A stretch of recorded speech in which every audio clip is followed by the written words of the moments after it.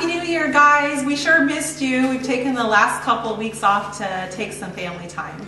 So we went to Cabo and had a good time. We got skunk fishing, and then we just flew right on over to Los Angeles, and then we got a rental car, and then we drove over by the Grand Canyon, and then we went up through Zion. If any of you guys have ever been through Zion, that place is amazing. If you ever have the chance, go to Zion. And then we just went on over to visit my sister in Colorado, and we did some snowboarding and just some family time and let the littles play together. And then we headed over to Salt Lake City and visited my brother for another few days, and then back up to Alaska. So it's back to work time, so finishing up a tiny house, and then also jump back on the house, and we are hammering down. We're going to get this thing done. So the last thing we did on this house was interior walls, but we had to stop for building the interior walls upstairs because we had a bunch of utilities that had to go in the floor before we could actually plywood over top. We need all the lighting, we need the HRV, we need any heat system going in there, thermostats, ventilation. It all has to be thought of and put in like today. Normally you would put the utilities in from the downstairs ceiling, you know, obviously because it would be open, but in our case we had the tongue groove over top of the timbers, so really hard to put utilities in from the bottom because it's a finished ceiling. So our biggest project today is we're putting in the recessed lighting for the whole downstairs floor. We got work lights, but it's not enough, so with the amount of daylight that we have right now in January, we need to get some more light in here so we can really get some work done. The sun goes down here right now at around 2:30 in the afternoon.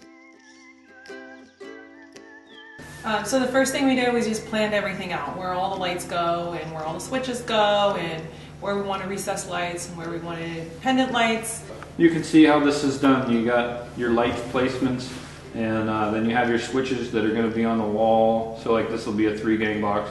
And obviously, see, you just daisy chain your lights, and then you have the switch leg which goes to your switch box down below. And the same with all the other ones. They just have to be planned out and put in place. Man, the tongue groove is already done. It's a finished product. So you go in there and you double check your measurements and you make sure that that's where you want the recessed light, and then you drill it out and you're like, well, that's where it is, because you know, to go back and redo tongue groove, nightmare, you know.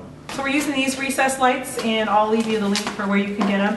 The reason that we use them, and we've used them in our cabin, is they're the easiest recessed light that you could ever put in.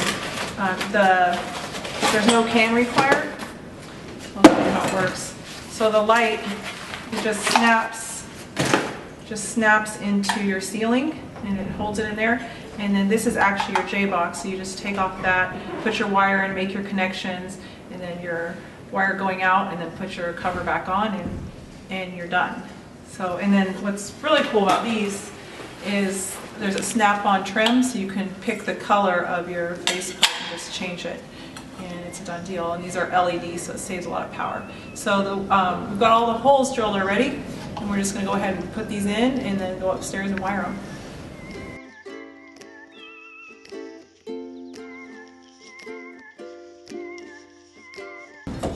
That's it. I really like these lights. We've used them before. I like how simple they are. Also, they're a good quality light with the light that they put out, and also the ease of installation. So, really nice.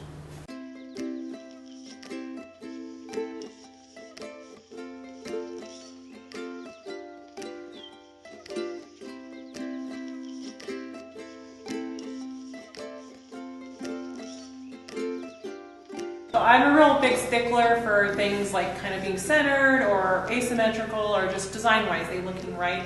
And a big problem with our hallway downstairs is we have a joist that goes right down the center of the hallway, and I couldn't have the lights like to one side of the joist.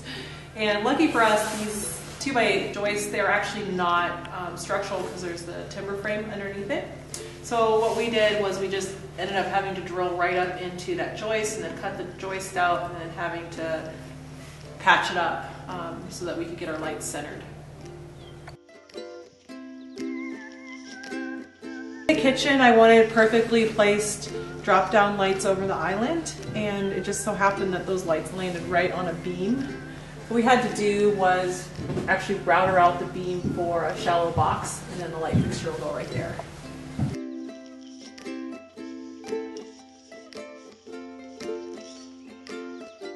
One of my dreams for this house was to have like a big bathtub underneath a window, and we got that. There's this nice little alcove, and I wanted a chandelier over it, so we did put in some regular ceiling boxes for just standard lights as well.